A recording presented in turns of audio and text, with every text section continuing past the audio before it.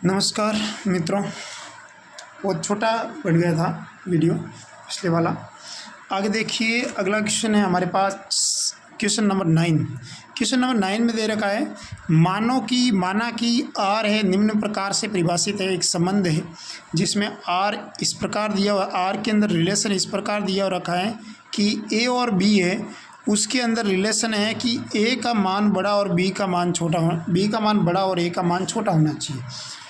और जो ए है और जो बी है वो कहाँ से बिलोंग करने चाहिए, रियल नंबर से लेने चाहिए, आपको रियल नंबर से लेने हैं।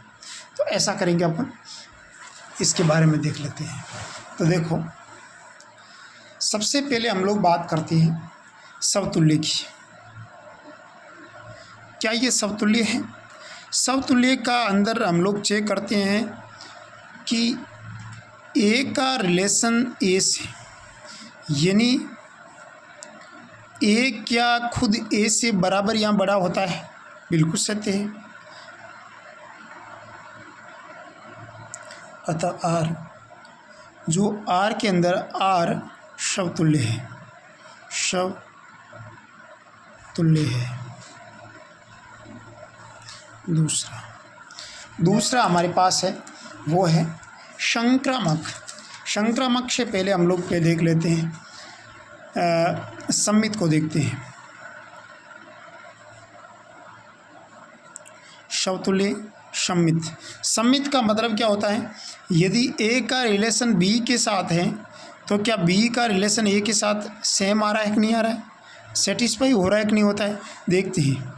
ए का रिलेशन बी के साथ है, मतलब ए कोमा बी, और ए कोमा बी का मतलब होता है कि यदि ए का मान बी और बी का मान छोटा है और बी कोमा ए ले लेते हैं तो क्या आता है, बी का मान छोटा और ए का मान बड़ा ले लेते हैं। क्या ये दोनों कंडीशन सेटिस्फाई हो रहे हैं? नहीं, एवरी नंबर के लिए सेटिस्फाई नहीं हो रहा है। कभी ए छोटा आ रहा है तो यहाँ पर ए बड़ा आ रहा है, यहाँ पर तो ए छोटा आ रहा है, यहाँ पर ए बड़ा आ रहा है। इसका मतलब ये कंडीशन सत्यापित सेटिस्फाई नहीं है। इसका मतलब ये हमारे पास सम्मित नहीं है।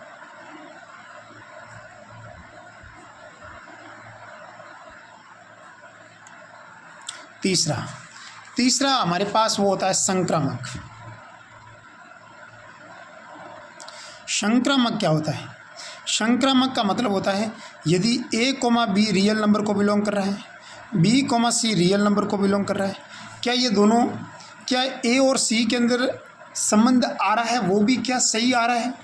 ए कोमा बी का मतलब होता है कि ए छोटा और बी का मान बड़ा, बी कोमा सी का मतलब बी का मान छोटा और सी का मान बड़ा।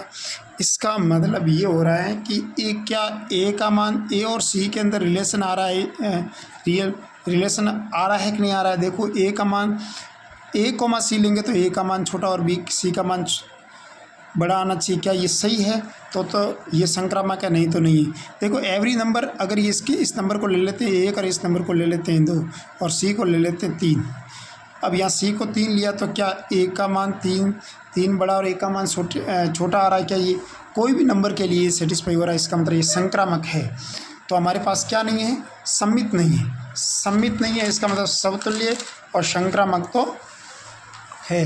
तो ये कौन सा ऑप्शन बैठेगा इसमें? हमारे ऑप्शन नंबर समतुल्य है। समतुल्य है, इसमें समतुल्य मना कर रहा है, इसमें नहीं मना कर रहा है।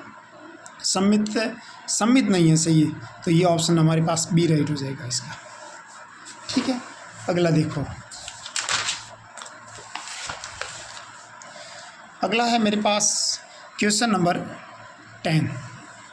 एग्जाम्पल नंबर 10वां एग्जाम्पल नंबर है कि एक रिलेशन है, उसमें x और y के अंदर रिलेशन इस प्रकार से डिफाइन है कि x और y है वो नेचुरल नंबर को बिलोंग कर रहा है और 2x + y का मान हमेशा कितना होना चाहिए?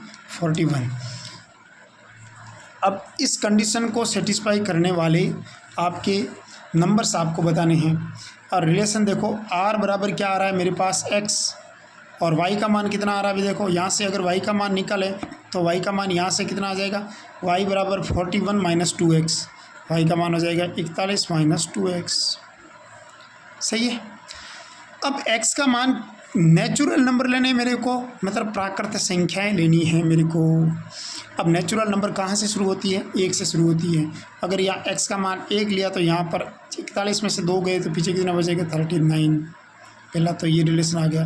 दूसरा, अगर 2 लोग हैं तो कितना आ जाएगा 37, 3 लोग हैं तो कितना आ जाएगा 35, 4 लोग हैं तो कितना आ जाएगा मेरे पास 4,33, 5,31, एक कम करते जाओ 6,30, 7,29, 8,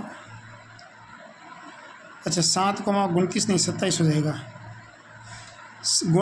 39, 37, 35, 33, 2 कम करो और 31, 2 कम करो और 29, 2 कम करो और 27, 2 कम करो और चलो 8, 9, 10, 11,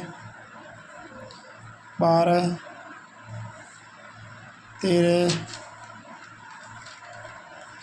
14,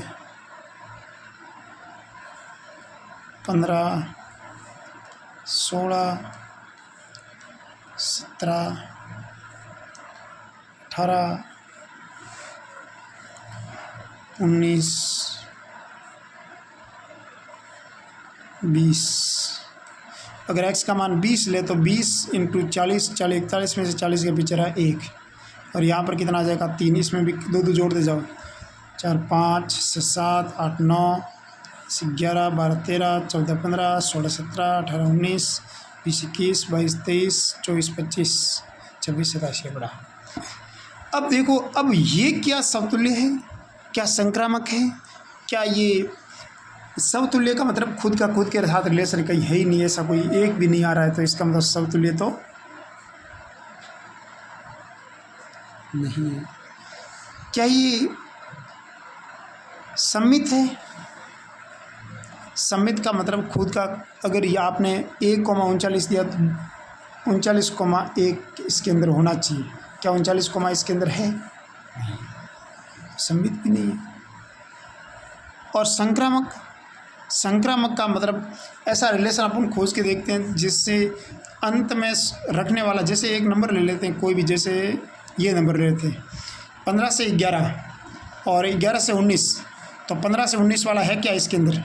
15 से 19 वाला ही नहीं इसके अंदर, तो इसका मतलब ये राइट नहीं है, गलत है। ठीक है, अरे 15 से 19 वाला इसके अंदर है ही नहीं तो गलत होगा ना, बिल्कुल सही बात है। इसका मतलब ये 15 से 19 वाला इसके अंदर है ही नहीं, इसका मतलब ये संक्रामक भी नहीं है, तो इसका मतलब ये ना तो संक्रामक है, ना समतुल्य है, ना सममित है। ठीक है, अगला देखो, हमारे पास 10 तक क्वेश्चन हो गए।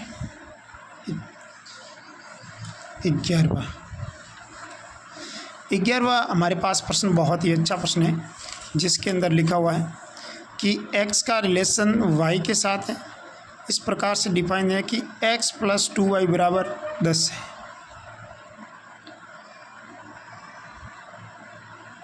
अब देखो, अगर आपसे मैं बात करूँ तो यहाँ पर रिलेशन क्या आ रहा है, एक तो x आ रहा है और वहाँ से y का मान कितना आ जाएगा 10 - x/2, यह था y का मान 10 - x/2, ये y का मान आ गया।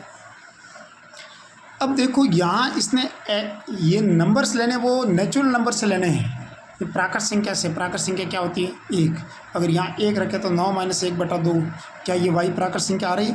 x और y दोनों ही नेचुरल नंबर आना चाहिए, तो y नेचुरल नंबर थोड़ी आ रहा है, नहीं आ रहा है, y नेचुरल नंबर नहीं है तो 1 तो लेना ही नहीं है, तो 2 ले लेते हैं। तो यहाँ पर 2 रखो, 10 - 2 कितना होता है 8, 8/2 कितना होता है 4, 4 का मान आ रहा है, बिल्कुल सही है।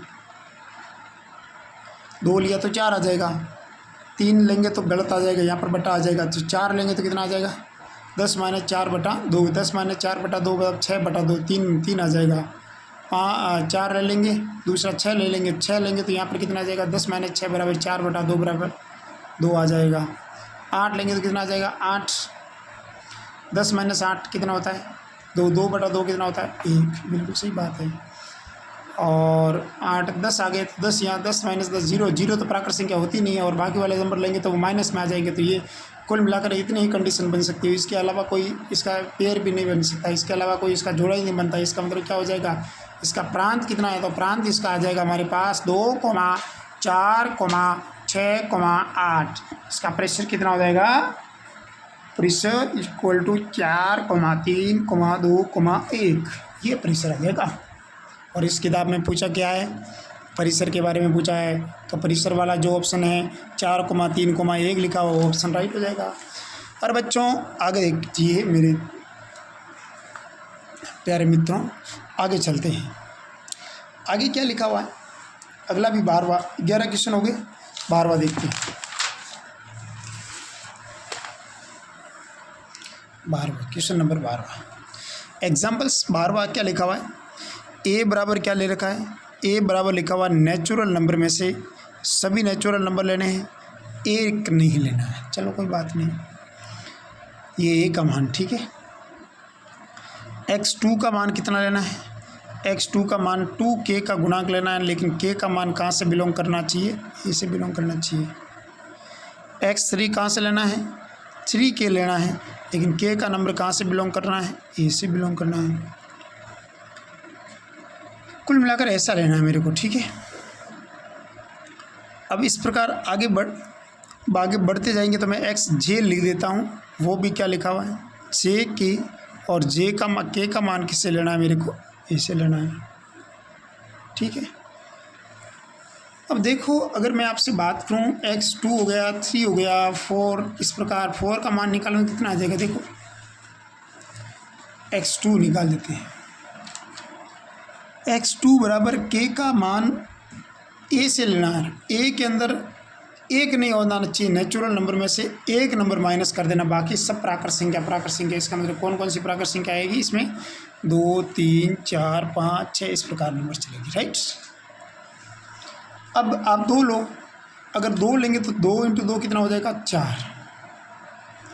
3 लो, 3 × 2 कितना हो जाएगा? 6, राइट। 4 लो, 4 × 2 कितना हो जाएगा? 8। इस प्रकार चलता रहेगा, ये x2 का मान आ जाएगा। अब देखो x3 का मान कितना आएगा? तो ये x3 का मान आ जाएगा 3, और 3 × 2 कितना होता है? 6। 3 × 3 कितना होता है? 9। 4 × 3 कितना होता है? 12। इस प्रकार चलता रहेगा। और इसमें क्या लेना है मेरे को? x4। इस प्रकार ये मतलब चलता रहेगा। अब इसका पूरक समुच्चय आपको बताना है। पूरक समुच्चय मतलब जो इसके अंदर नहीं आ रहा है। देखो 4 के बाद 6 आ रहा है, ये वापस 6 से ज़्यादा ही शुरू हो रहा है। इसका मतलब इसके कॉम्प्लीमेंट लेना, मतलब इसके जो अंदर नहीं आ रहा है। अगर इसकी 4 लेंगे तो 4 के अंदर क्या क्या आ जाएगा? जो 4 के गुणा में आएगा वो आ जाएगा। 4 लेंगे तो 4 लेंगे तो 4 दूनी 8 तो आएगा नहीं, क्योंकि एक तो ले नहीं सकते, 4 तो आएगा नहीं। 8 से करो 4, 8, 12, 16 इस प्रकार चलेगा। अब आपने कभी सोचा, यहाँ पर बुद्धि लगाए, दिमाग लगाए, तो यहाँ पर क्या आएगा मेरे पास है? ऑप्शन के अकॉर्डिंग अगर देखा जाए तो आपको पास ये जो x है इसमें लिखा हुआ, इसका पूरक मतलब इसका जो इसके अंदर नहीं आया वो लेना है। तो नहीं तो क्या आएगा? एक तो 2 इसके अंदर नहीं आ रहा, देख लो, और एक तो इसके अंदर से पहले ही माइनस कर दिया, एक तो इसके अंदर आएगा नहीं। एक तो 2 नहीं आ रहा है, 3, हाँ 3 भी नहीं आ रहा है, 4 आ रहा है, 5 नहीं आ रहा है, 6 आ रहा है, 7 नहीं आ रहा है। तो इससे हमारे को ये साबित हो गया कि जो अभाज्य संख्या होती है ना वो आ रही है। इसका मतलब इसका पूरक समुच्चय में क्या आ रही है मेरे पास? पूरक समुच्चय में अभाज्य संख्या आ रही है। तो इसका पूरक समुच्चय क्या होगा? अभाज्य संख्या होगी, ठीक है। 13वां, 12वां हो गया, 13वां देखो।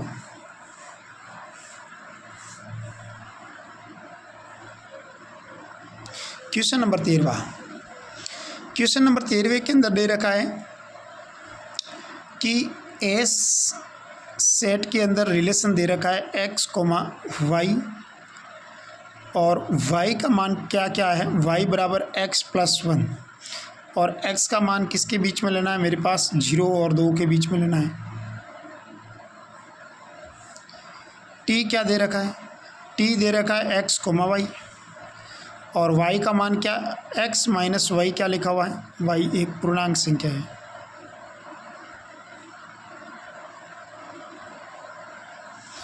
अब पूर्णांक संख्या है, इसका मतलब क्या है?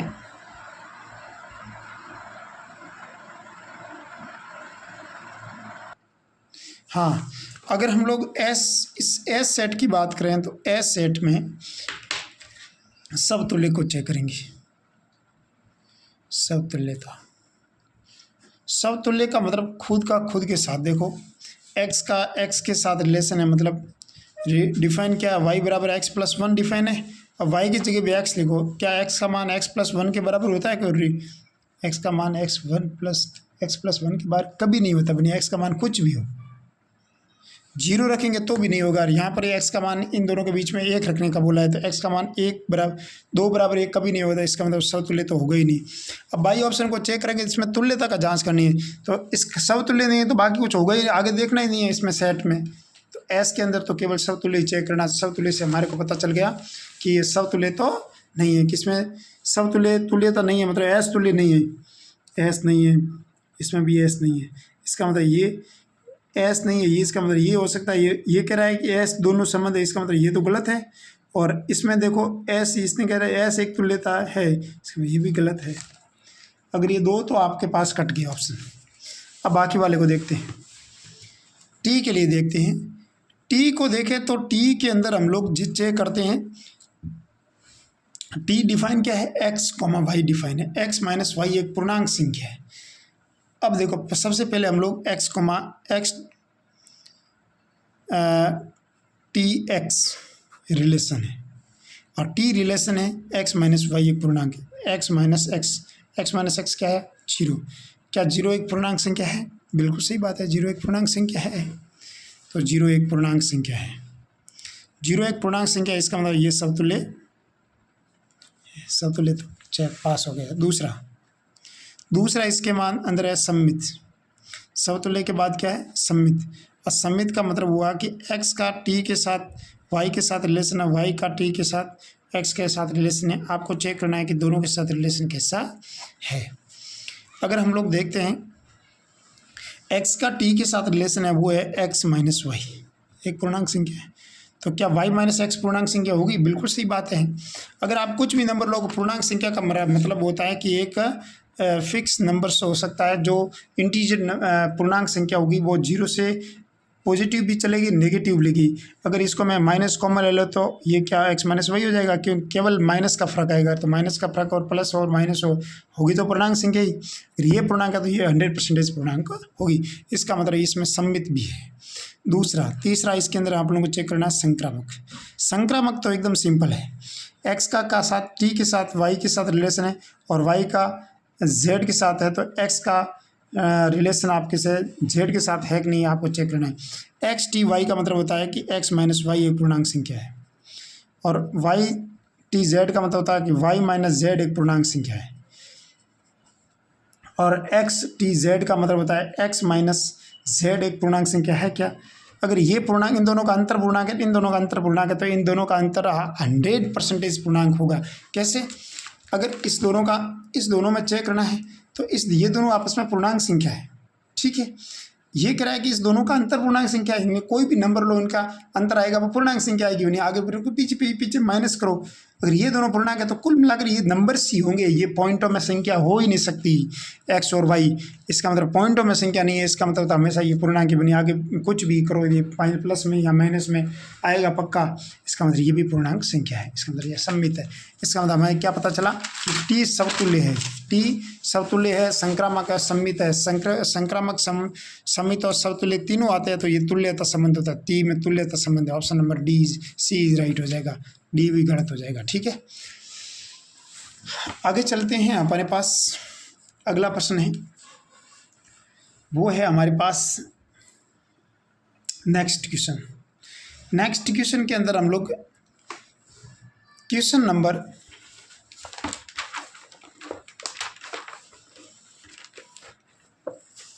15वां देखते हैं। 15वां क्वेश्चन क्या है? 15वां क्वेश्चन के अंदर दे रखा है कि एस रिलेशन इस पर, एस के अंदर सेट के अंदर एलिमेंट है 1, 2, 3, 4।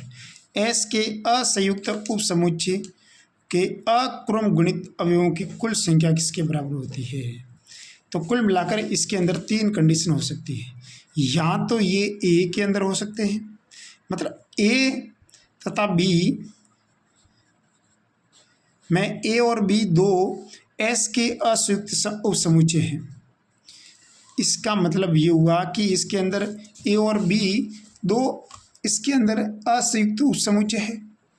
अगर दो असंयुक्त उपसमुच्चय है इसके, तब एस के किसी भी अवयव की कितनी कंडीशन बन सकती है? या तो ए के अंदर हो सकता है, या बी के अंदर हो सकता है, या फिर ना ए के अंदर हो सकता है और ना बी के अंदर हो सकता है। ये 3 कंडीशन बन सकती है। और एलिमेंट कितने हैं? 4। तो 4 एलिमेंट को 3 तरीके से किस प्रकार से व्यवस्थित कर सकते हैं? 3 × 3 × 3 बराबर कितना आया? 81, राइट।